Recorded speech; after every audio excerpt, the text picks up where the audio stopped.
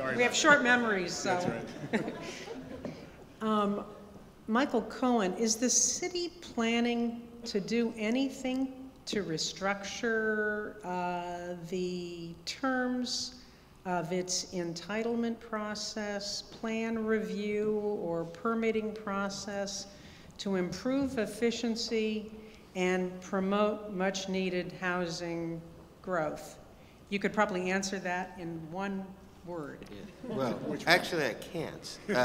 Yes and no. How about that? That's okay. I'll allow that. The answer is, look, to John Ram's credit, I don't know if John is here today, but since John came in, he's been working hard on a series of, really from almost a project management perspective, just better management within the planning department, case management of projects as they come in. There are some changes that have occurred. I won't go into the details, but the opportunity to take advantage of something called the community plan exemption under CEQA. We have, frankly, in this administration, we have completed the Market Octavia plan, the Trans-Bay plan, the Rincon Hill plan, the Eastern Neighborhoods plan, and the sad part of all that is we sort of missed the cycle because only a fraction of that got built.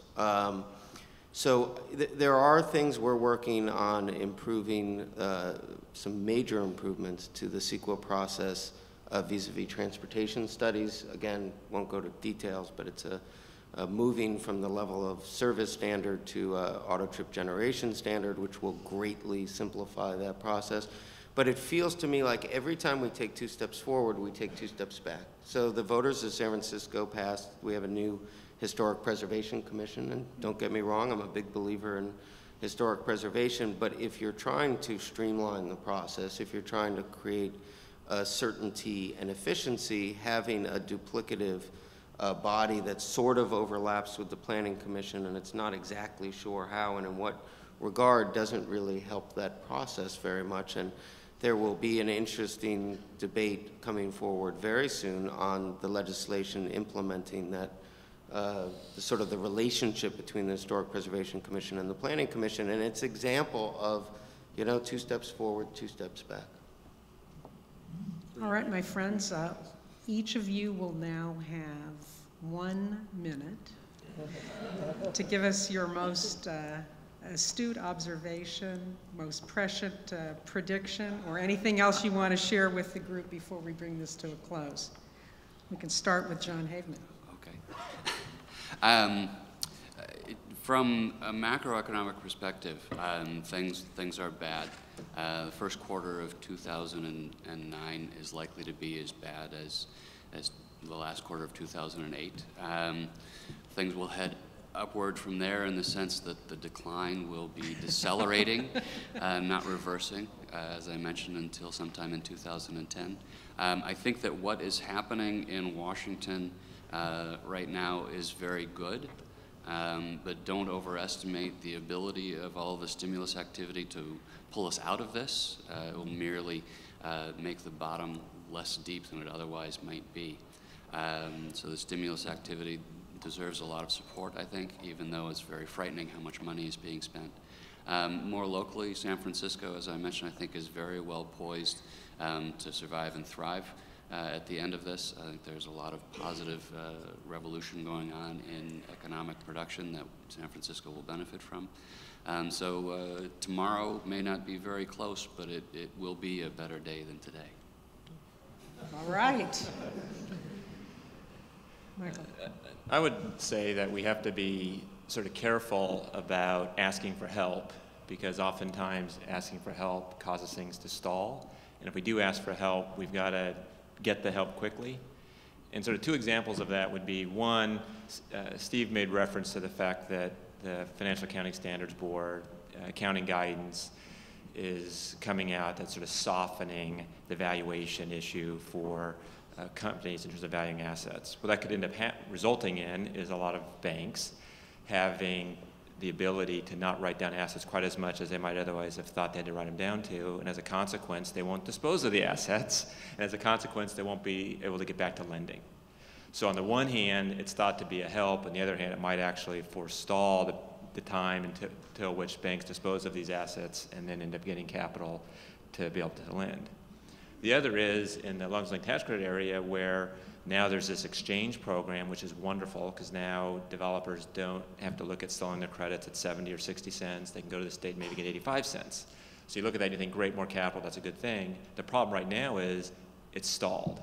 No one knows how the program is going to work. We're waiting for the states. So there's basically, you know, if there was a recovery that might have happened in this market starting now, it's going to get forestalled 3 or 4 months as all of this starts to work through. So there's almost a, on the one hand, hopefully in the long term it'll help. In the short term, it's definitely frozen the market.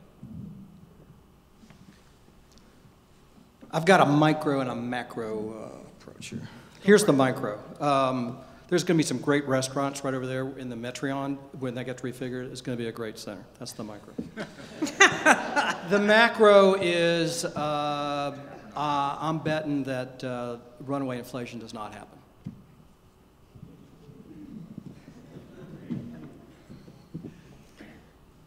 Okay, I want to bring up 2 points. One is that in terms of San Francisco's economy, I think one of the concerns I have over the next year or so is what's going to happen in the retail and the leisure sector, where you're being hit by the problems in economies around the world now. Last year, the low dollar really carried the economy through, and this year that's not going to be there. You're not going to have as much foreign tourism helping to boost that, and costs to employers are very high in San Francisco because of the minimum wage requirements.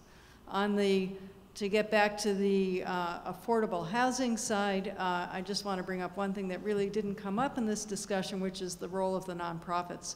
San Francisco has some very strong nonprofits acting in the city. There's the opportunity right now for builders in troubled projects to partner with them and look at the opportunities for perhaps doing a different mix of housing than was initially planned for the projects.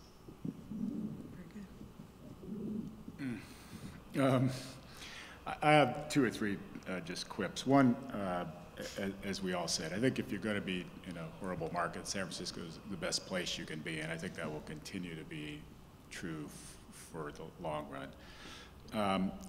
I think you're going to see a continual thinning of the herd. I think we're not through the bottom of this in any stretch. There will be more stress in the real estate part of our world and the various companies around. The 2 cliches I have are, one, as we all know, we live by the rules. It's never as good as it seems, and it's never as bad as it seems. My add-on to that is it's never as bad as it seems, I hope.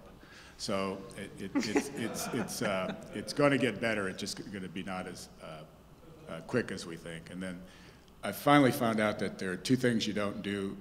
One thing you don't do in a conference, and a real estate conference, and then 2 is my new way of ending. You never walk up to somebody and say, "Hi, how are you?" There's no upside to that question. And then 2, my ending is, if you've got your health, you've got everything. So, you know, you've probably heard before, but the Chinese character for crisis is a combination of danger and opportunity.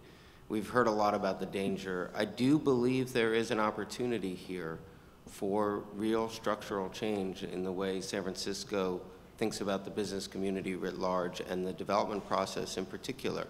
For a long time, it was impossible to convince policymakers that supply and demand mattered, that risk and return were correlated, and that prices go anywhere but up. But there is very stark evidence to the contrary in front of us. The key, however, is engage, engage, engage. I assume most of you are here because you care about San Francisco. You want it to be a vibrant, livable, exciting city.